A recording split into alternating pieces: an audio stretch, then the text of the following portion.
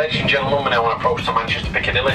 If you are leaving us here, please be sure to take all your luggage and belongings when leaving the train.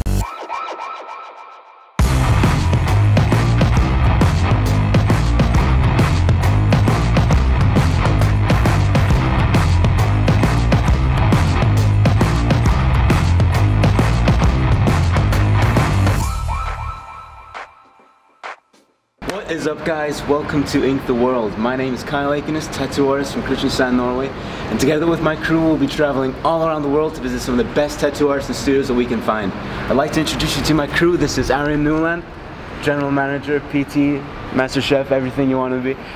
And over there behind that camera we've got Ike Annie. We are currently in Manchester, England, where we'll be visiting the studio north of Winter Tattoo. But first of all, we're going to check out the city and see what Manchester has to offer. Let's go!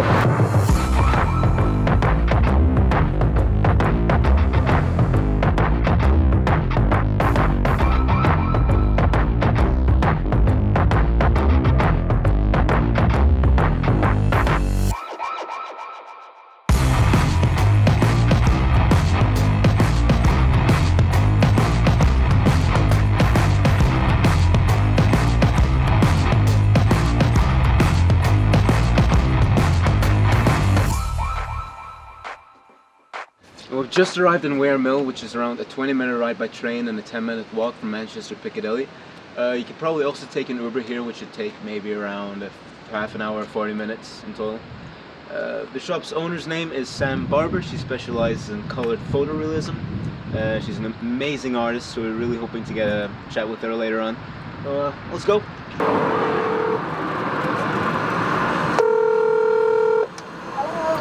Hi, it's Kyle here.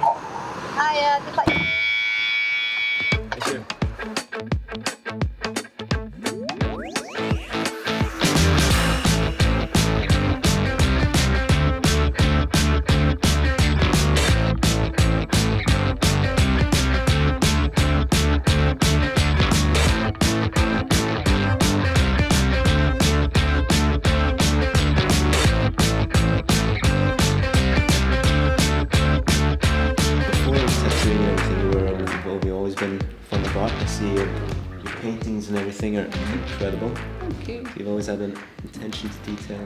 Well, I never actually painted before tattooing. I was just doing charcoal or pencils. And I always thought I'd be a black and grey artist because I've always only ever used charcoal. So I don't know how colour happened, but I really enjoy it. Really enjoy colour work. And then from that, I've decided I wanted to do some more. Just different mediums, so like Jack being a painter, like just sort of got involved with when he was painting, started doing a little bit, and now I really like painting, so it's just, again, finding the time to do it. Yeah.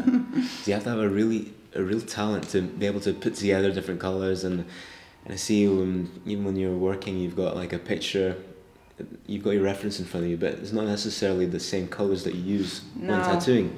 You bring that straight from your head onto the... A lot of the time I didn't used to, I do more now, just because I think I spend too much time focusing on colour matching to a reference, and it doesn't always work. So I found if I just go with the colours that I'm more comfortable with and completely ignore the reference colours, it just seems to come out 10 times better, just relying on what your eyes can see.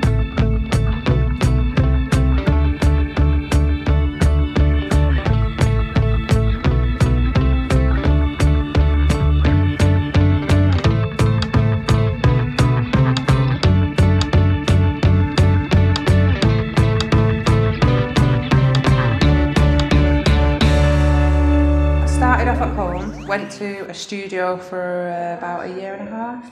Yeah. Left, went back to working at home on my own. And mainly for travel reasons, I just went, I just need to I couldn't afford to be in a studio because I was on the road a lot. Yeah. So I went working on my own and just Yeah, I stayed in a private studio for 2.5 years and then decided I needed to have human company again. So I was like, I need a studio. And originally it was supposed to be like just me and a couple of people, but then when I fell across this place, I was like, I might as well see who else wants to work here, because otherwise it's pretty wasted with the size of it. Yeah.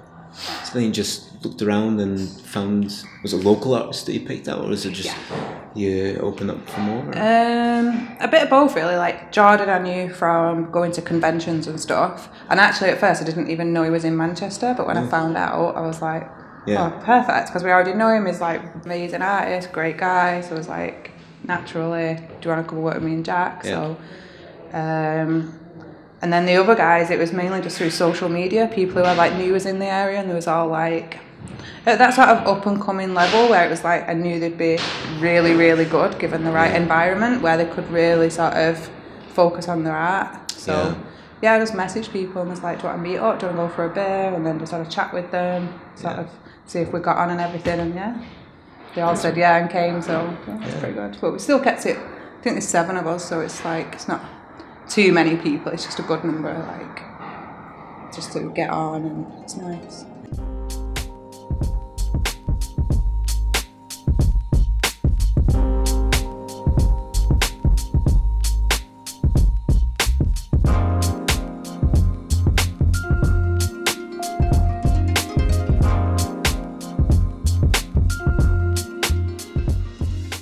So you've been in the game for quite a while. About 10 years now. Yeah, 10 years. Well, I've been getting tattooed since I was like 17. Yeah. I was an oil painter before that. Yeah, I see the paintings you've got around the shop. Yeah, stuff that's not finished. Oh well, it takes some Never time. get a chance, just tattooing. It just takes up all the time, and it's my main passion is oil painting. I've always done it. My dad was an oil painter, so just coming from that sort of, it's always been around me. Started early. Yeah. As soon as I could pick up a pencil or a paintbrush, I was painting and stuff. So, So how did you get into tattooing, and what was? It was my teens. My mate was he was working at a tattoo studio as an apprentice, and he got pissed around with. So he came out there and ended up opening his own studio. I think he was like 20 at the time. Yeah, where's that? And down in Bournemouth. Yeah. And he had the studio for ages. It was just a hangout, do you know what I mean? And I was a bricklayer for 10 years before. I was a tattoo artist, and just used to hang out there when I finished work and weekends. And, you still had like the oil painting and everything as your hobby on the side? Yeah, still did that, yeah. I was doing drawings for tattoos and stuff like that while I was there, but never saw it as, I don't know, like a job, it was my hobby, it was fun. And one of the guys that worked there, he ended up leaving, and he was like, look, do you want to give it a go? I was like, yeah, why not? So he set me a Mickey Sharp's machine up, microdile, and I started tattooing my own leg with a 3-liner. With it on your leg? Man, with a 3-liner, and it looks like I've done it with a 14 round and just blow out. So it's not supposed to hurt this much. But that's still there. I don't think I'll ever get rid of that. And then just really, really loved it.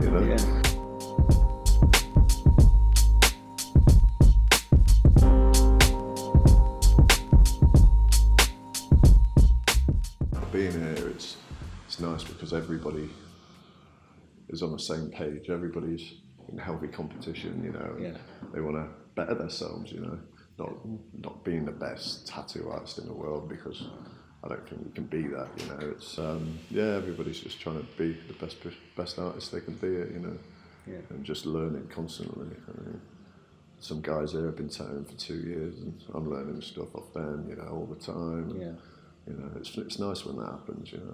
I always say, look out for the young ones coming in, because they got the new techniques. So you can learn a lot of the new guys. It keeps me on my toes. It's good staying open-minded and always. I think you always have to. There's some guys that come in the industry now, and they're doing paintings and tattoos that are just surreal. They're just so lifelike. And just everything.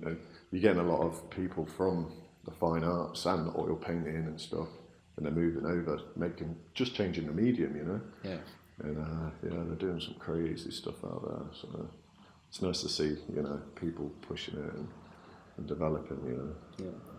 We're all developing together as an industry, you know, and it's nice. Yeah. Yeah, it's cool.